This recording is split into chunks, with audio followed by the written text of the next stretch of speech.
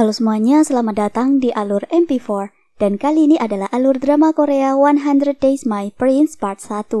Drama ini berlatar pada zaman dinasti Joseon, diperankan oleh Do Kyung Soo atau D.O, personil boyband EXO, dan aktris cantik Nam Ji Hyun.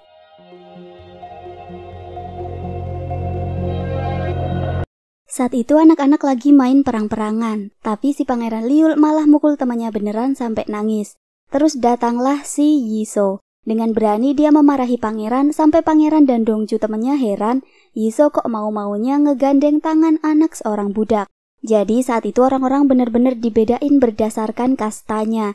Dari pakaian aja bisa dibedain mana yang anak seorang bangsawan sama mana yang anak rakyat jelata. Sin pindah ke rumah Liul, sebut aja dia Tuan Kim. Tuan Kim datang bawa sebuah batu ke hadapan ayah Liul. Di batu itu ada aksara Cina yang artinya tidak berguna. Ngobrol-ngobrol, terus Tuan Kim bilang dia punya firasat buruk. Ayah Liul panik gara-gara Tuan Kim nyaranin dia buat ninggalin istrinya plus ngerebut tahta kerajaan dari saudaranya. Dongju ngasih tahu info yang dia dapat tentang anak perempuan yang sebelumnya mereka ketemu di hutan. Namanya Yun Yiso, umurnya 12 tahun, putri mantan komandan pengawal istana. Liul langsung mikirin gimana cara ngadepin si anak perempuan itu. Abis itu Dongju sama Liul bilang ke Yiso kalau ada seorang anak yang dibawa oleh pria bernama Make. Make ini orang yang terkenal sebagai kanibal di kalangan anak-anak, padahal yang mereka bilang itu cuman bohongan. Yiso jalan duluan, terus si Make datang dengan muka seremnya. Bukannya nolongin Yiso yang ketakutan, Liul sama Dongju malah lari. Pas malamnya, Liul hujan-hujanan buat nyusulin Yiso gara-gara dia takut Yiso kenapa-kenapa. Dia sampai jatuh-jatuh segala. Sampai di rumah Make ngebuka pintu dan Liul jatuh gara-gara kaget. Setelah itu nongolah si Yiso sambil nawarin daging ayam. Ternyata Make tukang potong daging yang cuman serem di muka doang tapi dia baik hati. Yiso malah ngajarin Make buat senyum biar nggak nyeremin lagi. Liul seketika kagum sama Yiso. Pas pulang, Yiso ngepakein tali rambutnya buat ngiket luka di lengan Liul yang berdarah gara-gara jatuh tadi. Mereka lanjut jalan pulang, malam itu bulannya terang, terus bunga-bunga sakura berguguran. Yiso nanya, mana yang lebih kamu sukai, hujan, salju, atau bunga? Si Liul bilang, aku sukanya kamu. Terus Yiso kaget, Liul bilang bakal nikahin dia. Setelah itu Yiso pulang duluan gara-gara udah dicariin sama ayahnya. Beda dari sebelumnya, sekarang Liul jadi rajin belajar, tapi dia terus-terusan cerita tentang Yiso ke ibunya. Ibunya curiga sih kalau si Liul suka sama Yiso, tapi Liul nggak pernah ngaku juga. Di suatu malam, setelah belajar, Liul keluar kamarnya padahal sebelumnya ayahnya ngelarang dia buat keluar malam itu. Dia diam-diam masuk ke rumah Yiso mau balikin tali rambut milik Yiso.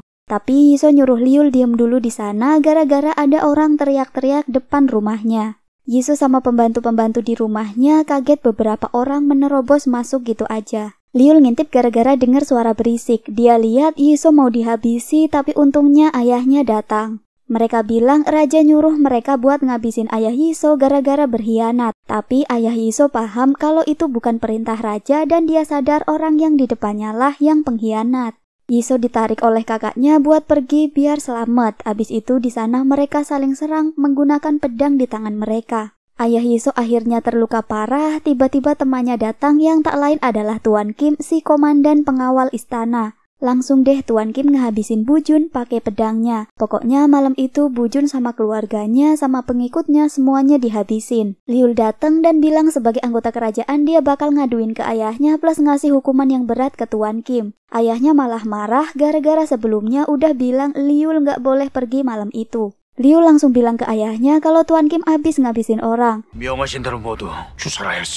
Liul tentu kecewa, ternyata ayahnya adalah dalang dari semuanya. Keesokan harinya Liul mau dinobatin jadi putra mahkota tapi dia nggak mau ganti baju kalau nggak ada ibunya. Sedangkan Tuan Kim kini naik jabatan jadi wakil perdana menteri. Dia bilang ke raja kalau ratu alias ibunya Liul meninggal karena terpeleset di sungai dekat kuil tempat dia berdoa. Nggak tahu beneran kepleset atau emang ulah si Tuan Kim. Raja lagi berduka, Tuan Kim seenaknya bilang pengen jadi besan raja alias mau ngejodohin anak perempuannya sama Liul. Gak disangka pembicaraan mereka didengar sama Liul. Liul tentu saja langsung lari sambil nangis pengen nyariin ibunya. 16 tahun kemudian, Liul tumbuh jadi putra mahkota yang tegas dan dingin. Sejak kematian ibunya, dia benar-benar gak tertarik buat tersenyum lagi. Sedikit kesalahan dari bawahannya pun, dia langsung sadar. Liul sering bilang, apa cuma aku di sini yang ngerasa gak nyaman. Kasim Yang bilang Liul harus tidur sama putri mahkota Kim So Hye karena negara sedang kekeringan.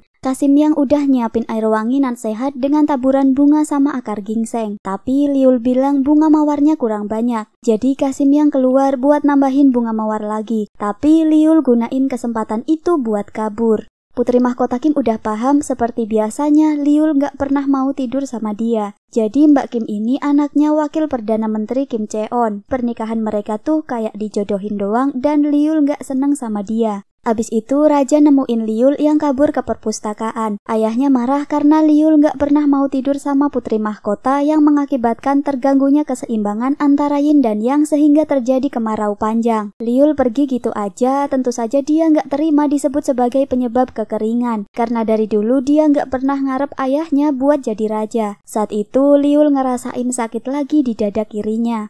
Besok harinya, Liul ngumpulin para menteri. Sambil ngasih minuman isi kelopak bunga mawar yang sehat, dia ngucapin terima kasih kepada para menteri selama ini udah bekerja keras. Para menteri ngerasa seneng walaupun aneh, gak biasanya putra mahkota sebaik ini. Liul bilang udah 2 mingguan dadanya sakit dan harus minum ramuan pahit. Tapi dia gak apa-apa kalau para menteri minum enak padahal dia enggak. Sebenarnya itu cuman sindiran Liul doang ke para menteri yang gak peka sama kondisi putra mahkota. Makanya para menteri langsung berhenti minum air mawar lagi. Setelah itu Liul bilang lagi gak sehat kok bisa-bisanya para menteri maksa dia biar tidur sama istrinya. Liul bilang daripada cuman dia yang harus nyeimbangin yin sama yang, mending rakyat juga ikut bantuin. Saat itu orang-orang usia 15-an tahun tuh udah pada nikah. Terus Liul bikin aturan warga yang udah berusia 20 tahun lebih wajib menikah. Siapa tahu kemungkinan turun hujan jadi makin besar. Dia ngasih waktu sampai akhir bulan depan. Sebelum pergi Liul bilang karena lagi kekeringan aku berusaha ngehemat air. Jadi air yang kalian minum itu bekas air mandiku kemarin. Para pejabat auto nyesel udah minum air yang katanya sehat itu. Pas lagi jalan menuruni tangga, Liul kembali merasakan sakit dan akhirnya jatuh pingsan. Di kantor hakim, para lajang desa dikumpulin buat didata seperti perintah putra mahkota. Di sana ada beberapa orang termasuk So Gudol, Yeon Hong Sim yang tak lain adalah si Yiso yang sekarang udah ganti nama dan sahabatnya Ketnyo. Mereka disuruh memilih jodoh di depan mereka.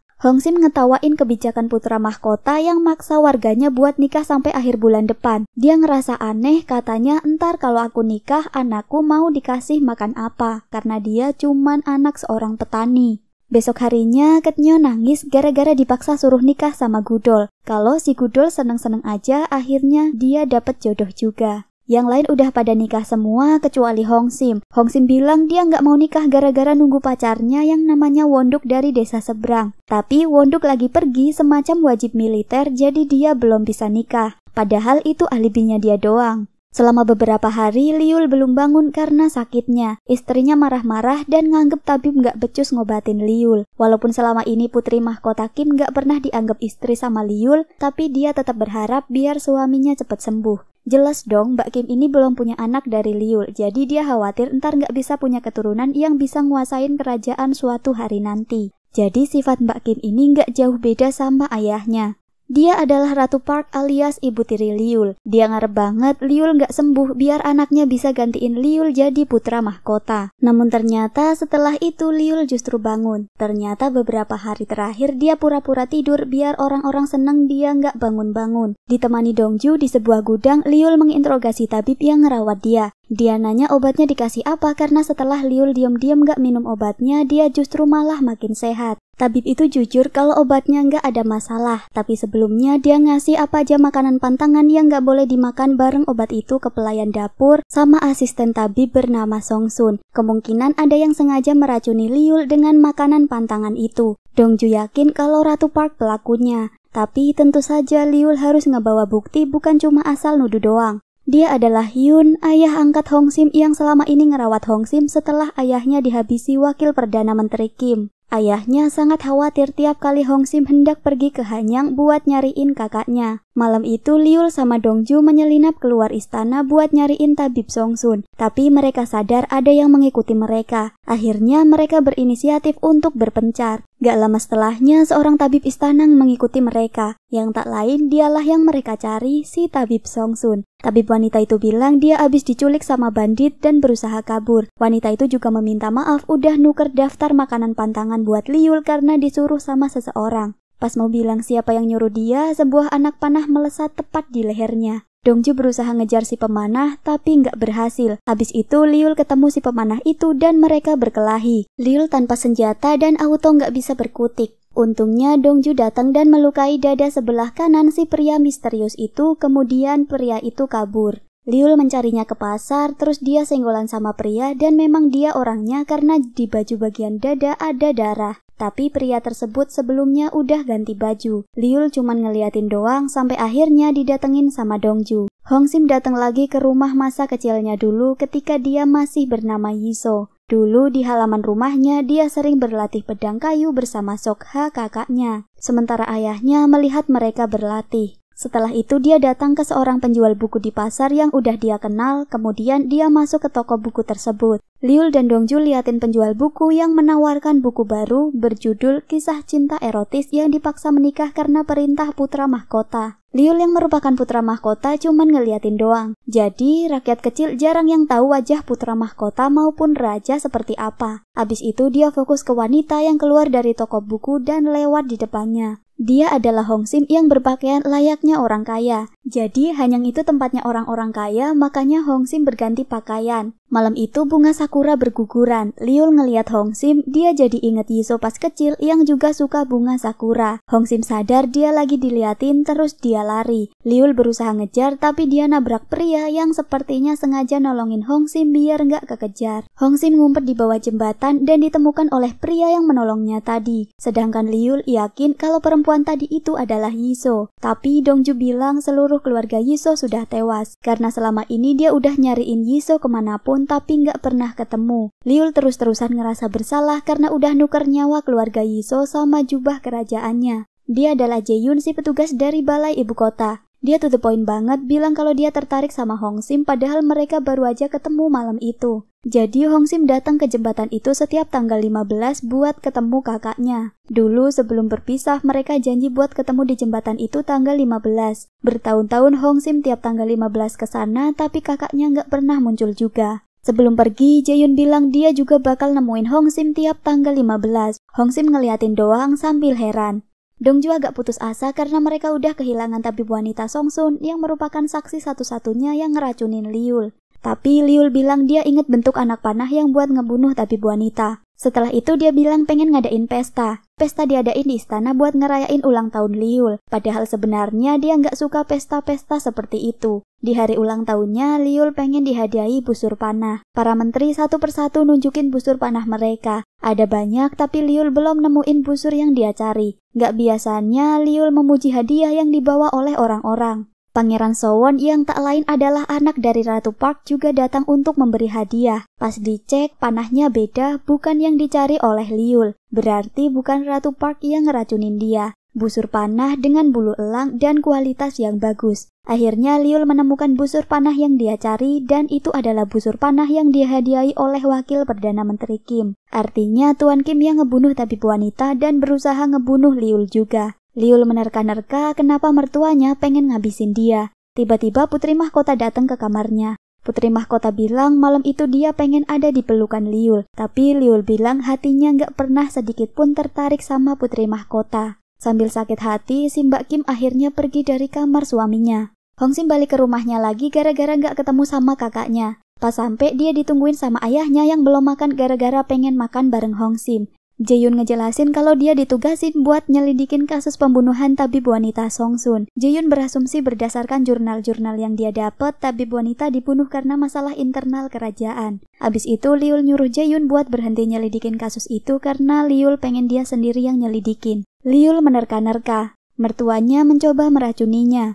Sebelumnya tabib Songsun juga tiba-tiba bertugas di kamar putri mahkota. Padahal dia tabib baru, seharusnya jabatannya nggak naik secepat itu. Berarti putri mahkota kemungkinan juga terlibat dalam kasus itu. Setelah itu Liul ngecek jurnal harian milik putri mahkota. For your info, di kerajaan Korea dulu tuh apa aja yang terjadi di hari itu pasti ditulis di jurnal yang akhirnya nanti jadi catatan sejarah gitu. Liul ngecek berkali-kali putri mahkota nggak melakukan pemeriksaan fisik tiap bulannya. Setelah itu Liul nggak biasanya datang ke kamar putri mahkota. Putri mahkota Kim terlihat senang tapi tiba-tiba dia ketakutan ketika tabib wanita masuk ke kamarnya. Liul bilang putri mahkota terlihat pucat dan harus diperiksa. Tapi dia terlihat semakin gak tenang.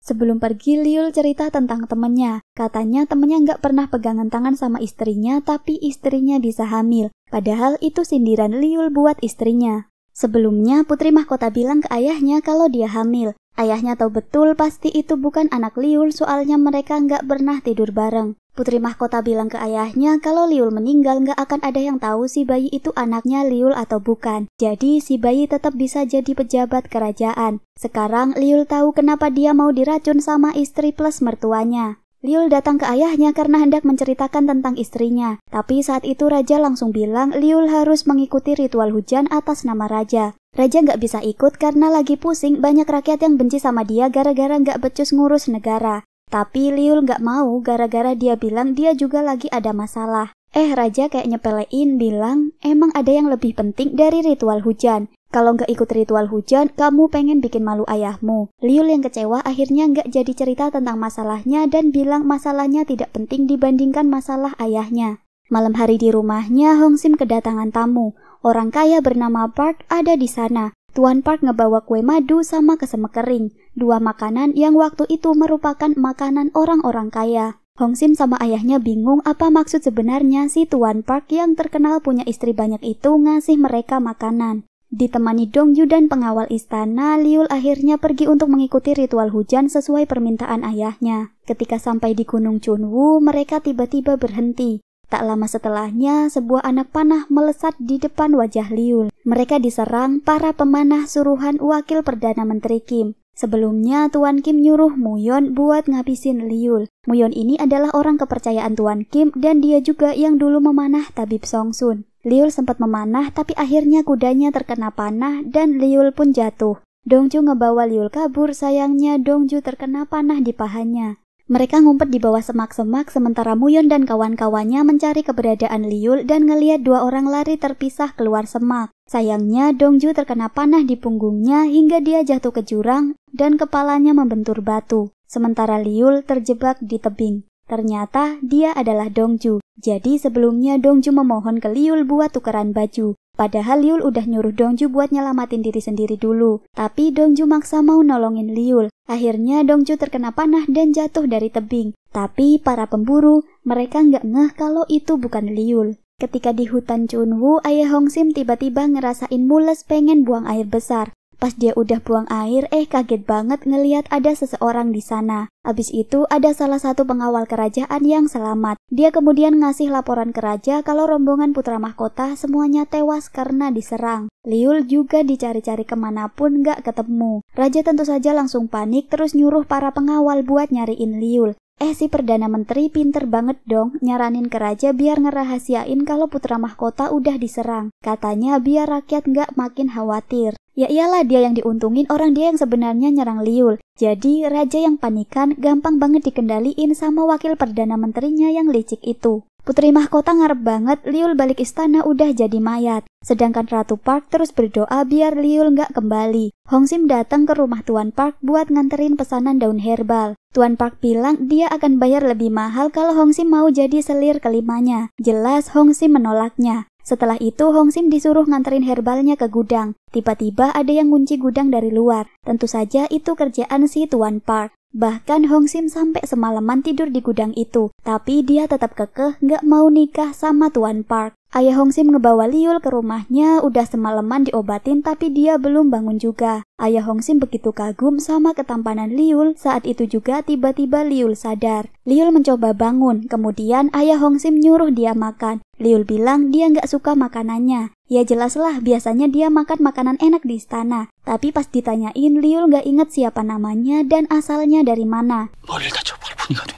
Jadi dia lupa ingatan gara-gara pas di jurang kepalanya ngebentur batu. Saat itu juga Gudol si suami Ketnyo bilang Hongsim lagi dihukum di kantor hakim. Ingatkan sama perintah putra mahkota yang semua lajang harus menikah sampai batas waktu akhir bulan. Nah hari itu tuh udah akhir bulan tapi Hongsim belum nikah juga. Di kantor hakim Hongsim udah dihukum 29 pukulan. Tuan Park pinter sih, H-1 batas nikah dia nyulik Hongsim biar di hari itu Hongsim cuman punya 2 pilihan, dihukum 100 kali pukulan atau nikah sama Tuan Park. Tapi dia bilang tetap nggak mau nikah apalagi sama Tuan Park. Abis itu ayah Hongsim datang dan bilang Wonduk udah pulang dari wajib militernya. Datanglah si Wonduk alias putra mahkota. Liu lupa ingatan tapi tetap aja dia nggak lupa cara jalannya seorang putra mahkota yang juga nggak pernah tersenyum. Hongsim tentu sangat heran mengapa ada Wonduk si pacar hayalannya dia. Siapa sangka Liu yang bikin aturan, dia juga yang akhirnya kena batunya. Dan episode 2 pun selesai. Itu dia alur drama Korea 100 Days My Prince Part 1. Jangan lupa subscribe alur MP4 agar tidak ketinggalan video lainnya. Dan makasih buat kamu yang udah nonton.